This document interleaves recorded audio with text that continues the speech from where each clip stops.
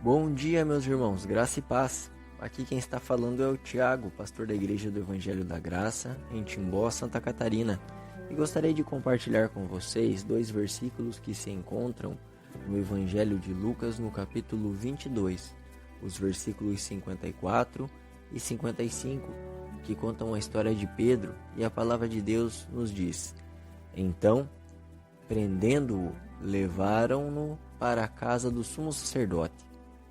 Pedro o seguia à distância, mas quando acenderam um fogo no meio do pátio e se sentaram ao redor dele, Pedro sentou-se com eles.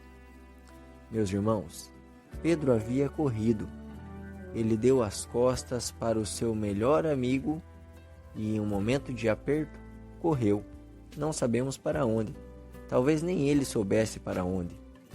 Ele simplesmente se escondeu. Ele já havia se vangloriado, como diz a palavra em Mateus, capítulo 26, versículo 33. Ainda que todos te abandonem, eu nunca te abandonarei. Mas a verdade é que ele abandonou. Pedro fez aquilo que ele jurava que não iria fazer. Tropeçou e caiu de cara no buraco de seus próprios medos. E ali ficou. Tudo o que conseguia ouvir era sua promessa vazia.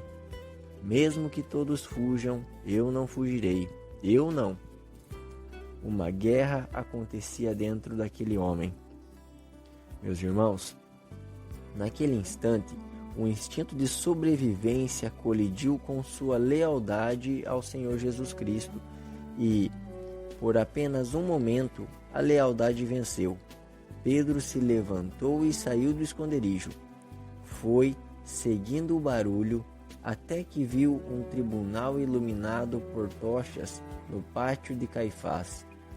Pedro se apostou ao lado da fogueira e aqueceu as mãos. O fogo brilhava com ironia. A noite era fria, o fogo era quente. Mas Pedro não era nem uma coisa nem a outra. Ele era morno. Como descreveu Lucas, Pedro os seguia à distância. Naquele momento de medo, ele foi leal. À distância. Será que isso acontece também conosco? Quantas vezes, sem correr risco algum, queremos ser leais, mas à distância? Amados irmãos, a verdade é que, através do Espírito Santo que mora em nós, somos encorajados a viver um cristianismo leal, que faça a diferença aonde quer que estejamos. Esse é o nosso encorajamento de hoje, que possamos ser leais a Cristo e viver a vontade dele para as nossas vidas. Desejo a todos vocês um ótimo dia e que a graça do nosso Senhor Jesus seja sempre convosco. E caso queira conversar ou receber mais devocionais como esse, pode me mandar uma mensagem no WhatsApp pelo número 41 99579 1801.